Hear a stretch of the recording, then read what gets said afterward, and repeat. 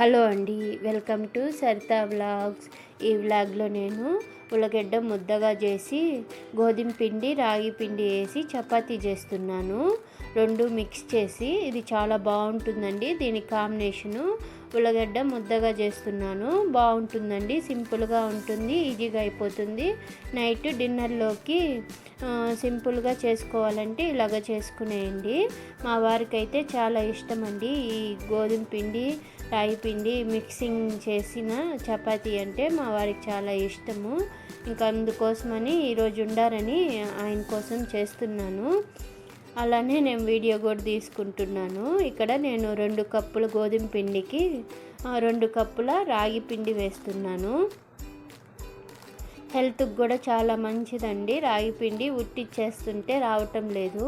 ఇలాగ 2 మిక్స్ చేసి చేశాను ఒకరోజు. మా వారికి అయితే బాగా నచ్చింది. అందుకని ఇప్పుడు ఎక్కువగా ఇలాగే చేసుకుంటున్నాము. 2 కప్పులు గోధుమ పిండి, 2 కప్పుల రాగి పిండి వేసుకొని ఒక అర స్పూన్ సాల్ట్ వేసుకోవాలి. అందులోనే ఒక 2 టీ స్పూన్ల ఆయిల్ కూడా వేసుకోవాలి. వేసుకొని ఇది పిండిలోకి మొత్తం కలిసేటట్లు ఫస్ట్ కలుపుకోవాలి. ఇది ఇలాగా కలుపుకున్నాక ఇప్పుడు వాటర్ పోసుకుంటూ కలుపుకోవాలి. వాటర్ కూడా మామూలు గోధుమ పిండి చపాతీకి ఎలా కలుపుకుంటామో అలానే సేమ్ ప్రాసెస్ అండి. చపాతీ పిండిలాగా వచ్చే వరకు బాగా కలుపుకోవాలి. ఫస్ట్ ఇలాగా సాల్ట్ నూనె పిండిలో కలిసేటట్లు ఇలాగ బాగా మిక్స్ చేసుకుంటే చపాతీ బాగా వస్తుందండి. ఇప్పుడు అందులో కొంచెం కొంచెంగా వాటర్ పోసుకుంటూ చపాతీ పిండిలాగా కలుపుకునేవాలి. ఇది ఎక్కువ నీళ్ళు పట్టదండి. రాగి పిండి ఉండే దానివల్ల గబాన స్మూత్గా అయిపోతుంది. చూసుకుంటూ పోసుకోవాలి. వాటరు మిక్స్ ఎక్కువ పోసుకునే వద్దండి, కొంచెం కొంచెం పోసుకుంటూ కలుపుకోండి. త్వరగా నీళ్ళుగా అయిపోతుంది ఎక్కువ వాటర్ పోసుకుంటే. లూజ్గా అయిపోతుంది పిండి. అందుకనే కొంచెం కొంచెం వాటర్ పోసుకుంటూ ఇలాగా మెత్తగా కలుపుకోవాలి.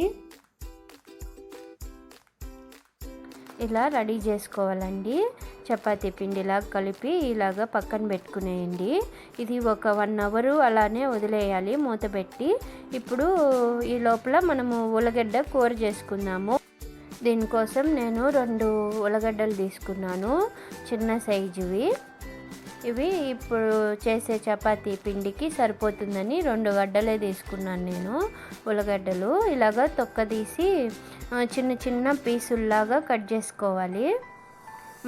మరీ పెద్దది కాదు, మరీ చిన్నది కాదు, మీడియం సైజుగా కట్ చేసుకొని వాటర్లో వేసుకుంటున్నాను నల్లగా అయిపోతాయని. ఇలా రెండింటిని ఇలాగా చిన్న చిన్న పీసులుగా కట్ చేసుకున్నాను. ఇలా వాటర్లో వేసుకొని పక్కన పెట్టుకున్నాక ఇప్పుడు నేను దీనికోసం 2 టమోటాలు, 2 పచ్చిమిర్చి, ఒక ఎర్రగడ్డ తీసుకున్నాను. వీటిని కూడా ఉల్లగడ్డ తరుక్కున్నట్లే చిన్న చిన్న ముక్కలుగా తరుక్కోవాలి. అన్నీ సేమ్ సైజే తరుక్కోవాలండి. ఆనియన్స్ కూడా అంతే, ఇలాగా తరిగి పెట్టుకునేవాలి.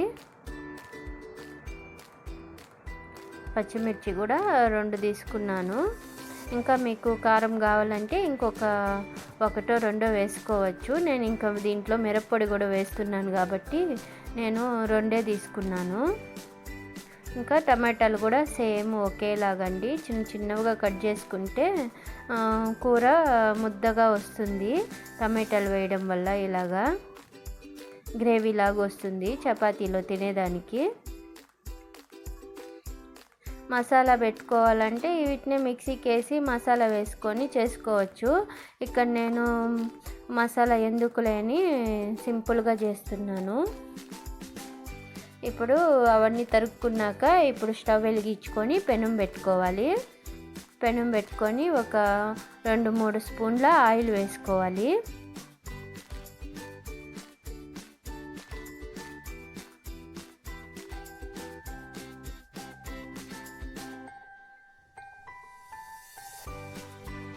ఆయిల్ వేడెక్కాక ఇప్పుడు అందులో ఆవాలు, జీలకర్ర వేసుకొని బాగా ఫ్రై చేసుకోవాలి.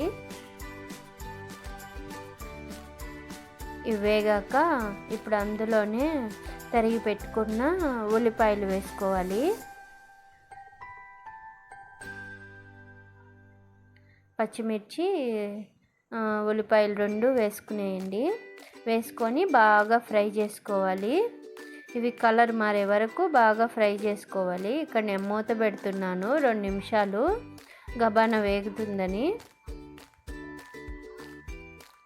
2 నిమిషాల తర్వాత మూత తీసి మళ్ళీ ఒకసారి బాగా కలుపుకోవాలి. ఇది కొంచెం వేగాక అందులో కరివేపాకు వేసుకోవాలి.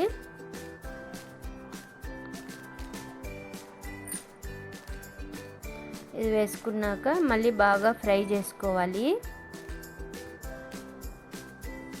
ఇది కొంచెం బాగా వేగింది. ఇప్పుడు అందులో 1 అర స్పూను పసుపు పొడి వేసుకున్నాను. ఇది కూడా బాగా ఫ్రై చేసుకోవాలి. ఇది వేగాక ముందుగా తరిగి పెట్టుకున్న టమోటాలు వేసుకుంటున్నాను. టమాటాలు కూడా బాగా ఆయిల్లో బాగా మగ్గనివ్వాలి.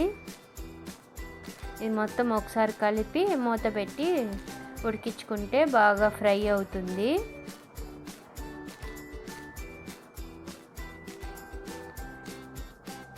సాల్ట్ కూడా 1 అర స్పూన్ వేసుకోవాలి.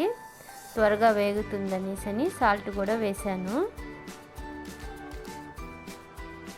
ఇప్పుడు మొత్తం సాల్ట్ అంతా మొత్తం కలిసేటట్లు కలిపి ఇప్పుడు మూత పెట్టి మీడియం ఫ్లేమ్లో పెట్టి 1-2 నిమిషాలు బాగా ఉడికించుకొని ఇప్పుడు మూత తీసాక అందులో 1 అర స్పూను అల్లం వెల్లుల్లి పేస్ట్ వేసాను.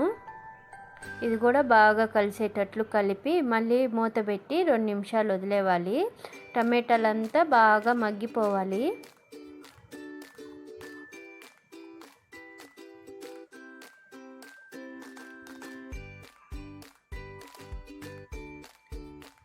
మూత పెట్టుకుంటే గబానా వేగిపోతుంది. అందుకనే నేను మూత పెట్టే వేయిస్తున్నాను.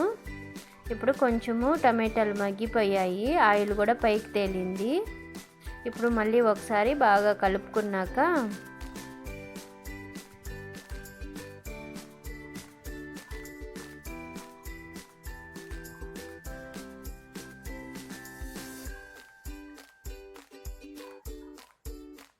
ఇందులో ముందుగా తరిగి పెట్టుకున్న ఉల్లగడ్డలు వేసుకోవాలి.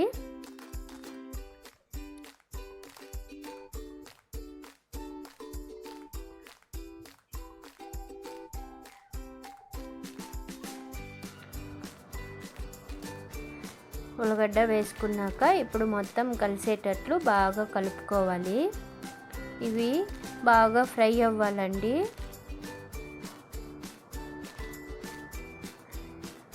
ఇవి బాగా మొత్తం ఒకసారి కలిపి మీడియం ఫ్లేమ్లో పెట్టి మూత పెట్టి 1-2 నిమిషాలు మళ్ళీ ఆయిల్లోనే ఫ్రై అవ్వాలి. మళ్ళీ మూత తీసి ఒకసారి మొత్తం కలుపుకోవాలి.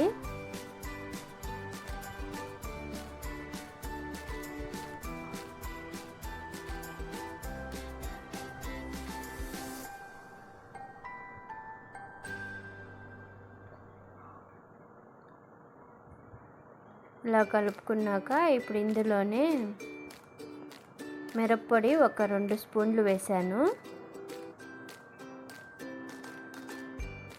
ధనియాల పొడి కూడా 2 స్పూన్లు వేసుకోవాలి.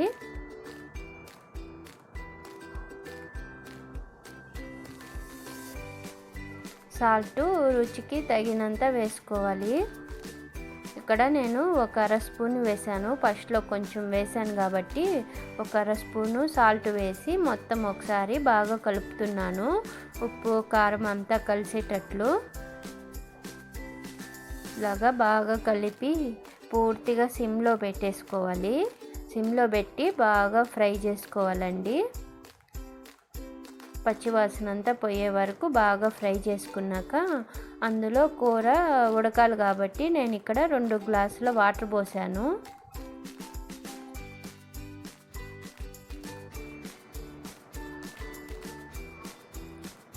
ముందుగా ఉడికించుకుంటే ఇంత అవసరం లేదండి వాటరు. కొంచెంగా పోసుకొని కొంతసేపు అట్లా ఉడికించి ఆఫ్ చేసుకునేవచ్చు. నేను ఇక్కడ ముందుగా బాయిల్ చేయలేదు కాబట్టి ఉల్లగడ్డని ఇప్పుడు ఉడకాలి కాబట్టి ఎక్కువ వాటర్ పోసి మూత పెట్టి ఉడికిస్తున్నాను. అది ఉడికే లోపల ఇక్కడ మనం చపాతీలు రెడీ చేసుకునేద్దాము. ఫస్ట్ నేను బాల్స్ లాగా చేసి రెడీగా పెట్టుకునేస్తున్నాను. వంటల్లాగా చేసుకొని ఇలాగా రెడీ చేసుకునేసానండి. నేను రెడీ చేసుకొని ఇప్పుడు గోధుమ పిండిలో ముంచుకుంటూ చపాతీలాగా రుద్దుకోవడమే. ఇక్కడ కూర ఉడుకుతూ ఉంది. ఒకసారి కలబెడదామనేసని మూత తీసి ఒకసారి కలబెడుతున్నాను.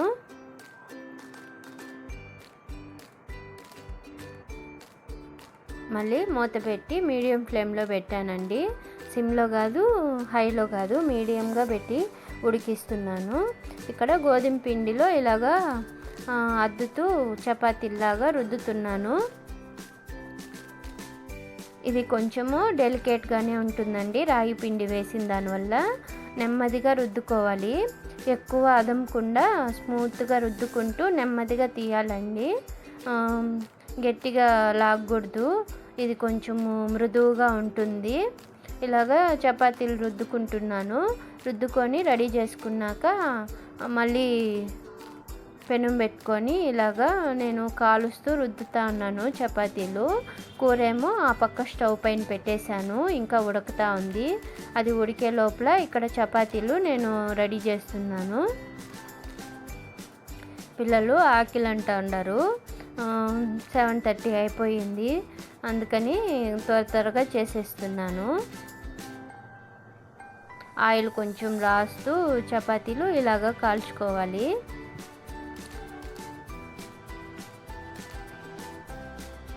చాలా టేస్ట్గా ఉంటుందండి. రాగి పిండి మిక్స్ చేసిన దానివల్ల ఈ చపాతీలు చాలా కమ్మగా ఉంటుంది. మీరు కూడా ట్రై చేయండి.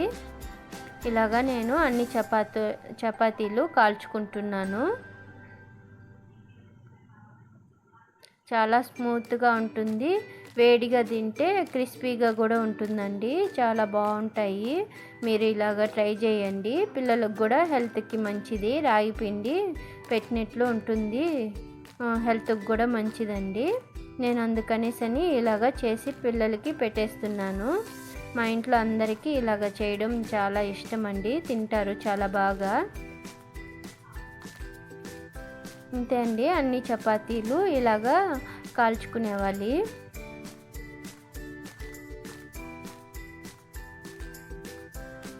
ఆయిల్ లేకుండా కూడా చేసుకోవచ్చండి డైట్లో ఉండేవాళ్ళు. పిల్లలకే కదా, ఏం పర్లేదు అని నేను ఆయిల్ పోసి కాల్చిస్తున్నాను.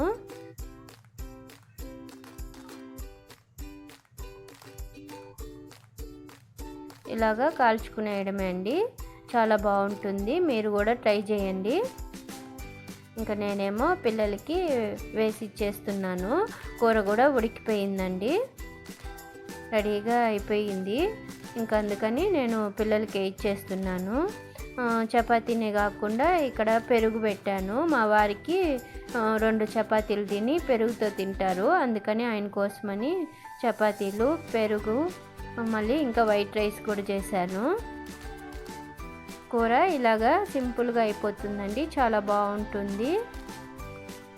ఎక్కువ టెన్షన్ లేకుండా చపాతీలోకి ఇలాగ చేసుకుంటే చాలా రుచిగా ఉంటుందండి.